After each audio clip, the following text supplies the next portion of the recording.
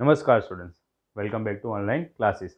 आज आपके लिए जो चैप्टर 8 है हमारा, उसका डेरिवेशन और न्यूमेरिकल वाला पार्ट है। देखने से पहले ही आप लोग को ऐसा हो रहा होगा ये इजी है, टेंशन मत लो, आ जाएगा। ओके, तो स्टार्ट करते हैं। हम लास्ट में क्या देखा था हम लोगों ने कि जो एक्सीलरेशन है उसका ये फॉर्मूला था v minus you upon T. Part 1 को अगर ना देखा हो तो पहले देख लीजिए, उसमें हमने आपको एक्सप्लेन किया है ये ए क्या है वी यू टी, तो आपको इजी पड़ेगा यहाँ पे समझने में। ओके, बाकी यहाँ से है तो पूरा टॉपिक अब अलग ही, पर वो इतना समझने के लिए, बेसिक समझने के लिए आपको पार्ट 1 देखना जरूरी है। तो इस पे से हम ऐसा लिख सकते हैं, ये टी को उस तरफ ले जाए तो a t equal to v minus u, और v इक्वल टू, अगर v को हम एक साइड कर दें माइनस यू उस तरफ ले जाए तो u प्लस ए टी। ये जो फर्स्ट इक्वेशन मिल गया, ये इक्वेशन ऑफ जो है हम यहाँ पे जो लाने वाले equations of uniform accelerated motion, उसका फर्स्ट इक्वेशन बन गया। ठीक है, अब सेकंड इक्वेशन हम फाइंड करने के लिए क्या करेंगे कि आप लोग को ये तो पता ही है कि जो एवरेज स्पीड में हम दो उसका प्लस कर सकते हैं। एवरेज स्पीड में, एवरेज वेलोसिटी में नहीं, वो भी मैंने बताया था आपको। तो अगर मैं एवरेज स्पीड की बात करूँ तो उसमें हम ऐसा कर सकते हैं, मतलब कि v प्लस यू अपन 2। ठीक है, उसको समझ सकते हो आप ऐसे, कि उसको ऐसे कंसीडर कर सकते हैं आप। और स्पीड इक्वल टू क्या होता है, डिस्टेंस अपॉन टाइम। तो average speed equal to distance upon time, तो मतलब कि एस इक्वल टू आप ऐसा लिख सकते हो v plus you upon 2 into T. Okay, क्या किया, एवरेज स्पीड मतलब ये v प्लस यू बाई 2 लिया है हमने, और वैसे स्पीड का फॉर्मूला होता है हमारा डिस्टेंस अपॉन टाइम, जो कि डिस्टेंस को मैं एस से शो कर रहा हूँ। अब ऐसा एक तरफ रखते टी इधर ले जाते तो ऐसा फॉर्मूला बनता है। यहाँ पे अब हम क्या कर रहे हैं, v के प्लेस पे फर्स्ट इक्वेशन को सब्स्टिट्यूट करते हैं, मतलब v की जगह पे u प्लस ए टी। ये जो है ना, ये v की जगह पे पूरा हमने यहाँ पे रख दिया फ्रॉम 1। ओके, समझ गए। अब यहाँ पे u प्लस यू क्या होगा, 2u plus A T upon 2 into T. अब हम t को अंदर मल्टीप्लाई कर देते हैं, 2ut प्लस ए टी स्क्वायर, और ये अपॉन में 2 तो है। अब ये 2 को हम सेपरेट करते हैं, मतलब कि दोनों टर्म के अपॉन में ऐसे हम लिखते हैं। यहाँ पे ए टी स्क्वायर अपॉन 2 भी लिख सकते हैं हम, 1/2 ए टी स्क्वायर भी लिख सकते हैं। ये 2 कैंसिल, तो s equal to u t plus half a t square. This is equation number 2। ठीक है, तो ये 1 हुआ, ये 2 हुआ। थर्ड इक्वेशन ऑब्टेन करने के लिए हम क्या करेंगे, जो फर्स्ट इक्वेशन है ना हमारा, उसी का यूज़ कर रहे हैं, उसके दोनों तरफ हम स्क्वायर कर रहे हैं, मतलब कि v square equal to u plus A t whole square.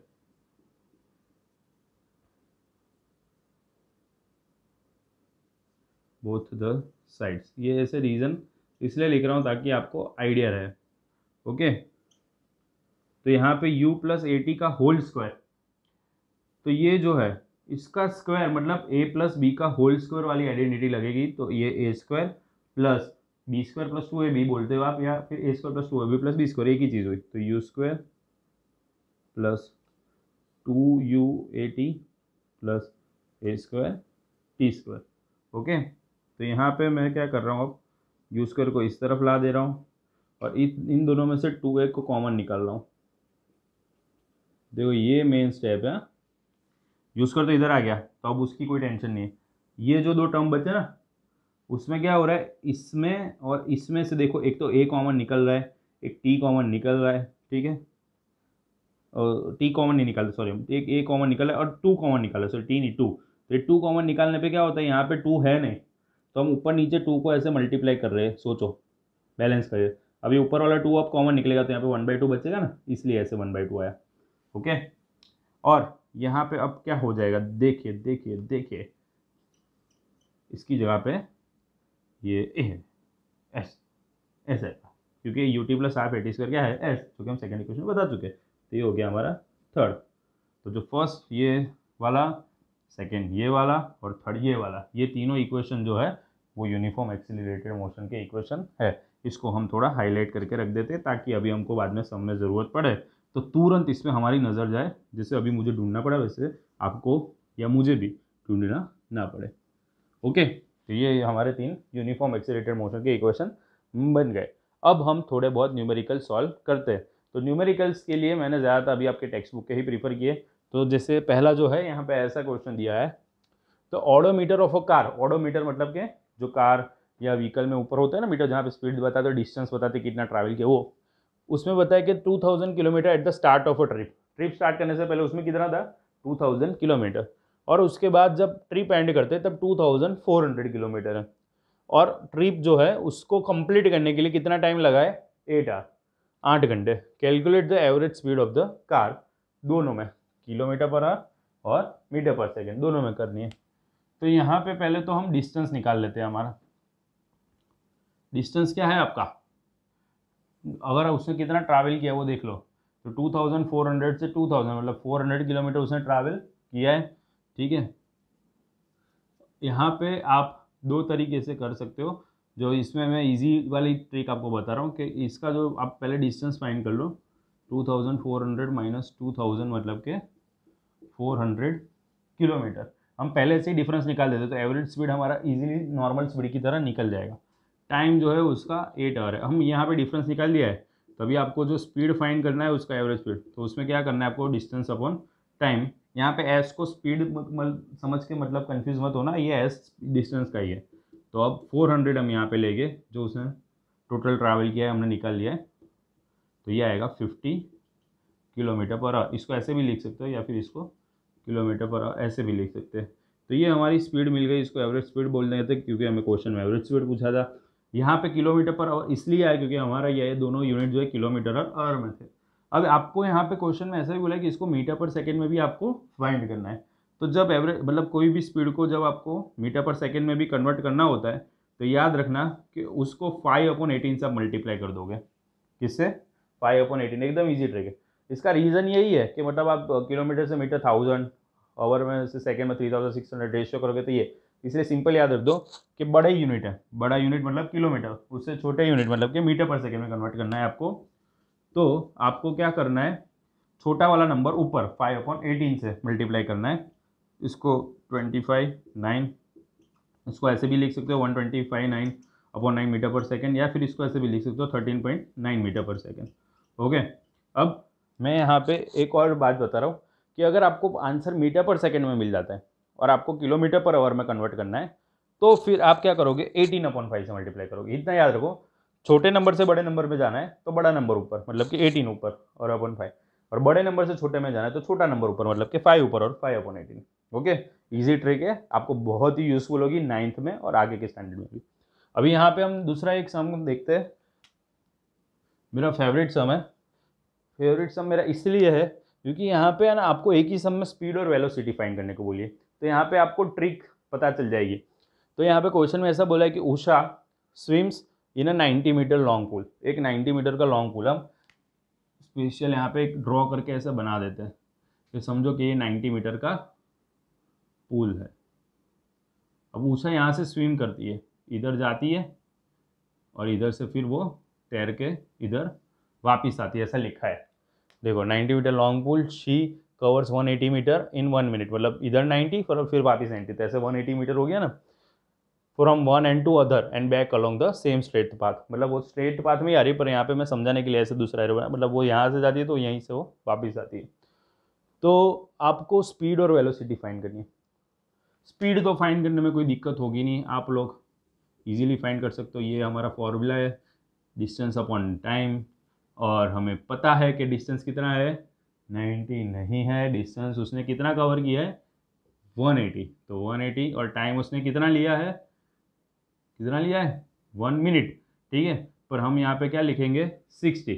क्यों, क्योंकि 1 मिनट में कितना होते हैं, 60 सेकेंड होते हैं ना। और यहाँ पे ऊपर मीटर में जब दिया होता है ना, देखो ये मीटर में दिया है, तो फिर नीचे वाला आपको हमेशा क्या लेना है, सेकंड में। जैसे अभी मैंने बताया कि मीटर पर सेकंड या किलोमीटर पर आवर, ये दो यूनिट में हमें रखना है, मीटर पर मिनट नहीं करना है।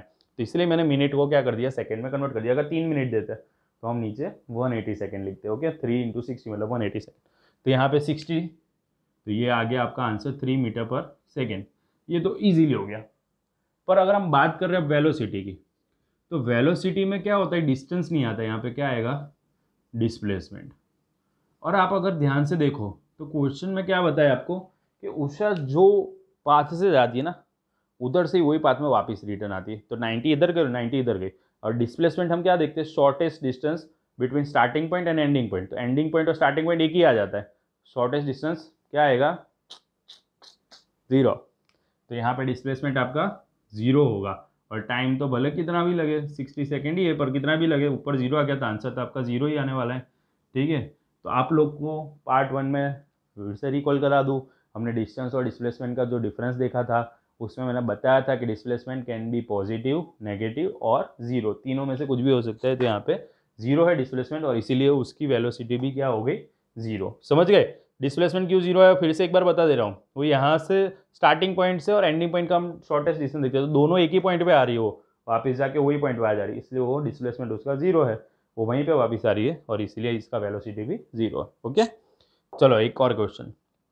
अ कार एक्सिलरेट्स यूनिफॉर्मली, क्या है देखो, वर्ड समझो, एक्सिलरेट्स यूनिफॉर्मली, टुडुंग टुडुंग, वापिस आओ, यूनिफॉर्म एक्सिलरेट, समझ रहे हो क्या बता रहा हूँ? मतलब ये इसमें से आपको यूज़ करना है, मैं इक्वेशन, ये वर्ड आ गया ना, ठीक है। तो यहाँ पे अब क्या बोला है कि from 18 kilometre per hour to 36 kilometre, दो स्पीड दी है ना, यहाँ पे किलोमीटर पर आवर है, यहाँ पे डिस्टेंस नहीं है, किलोमीटर पर आवर मतलब स्पीड है।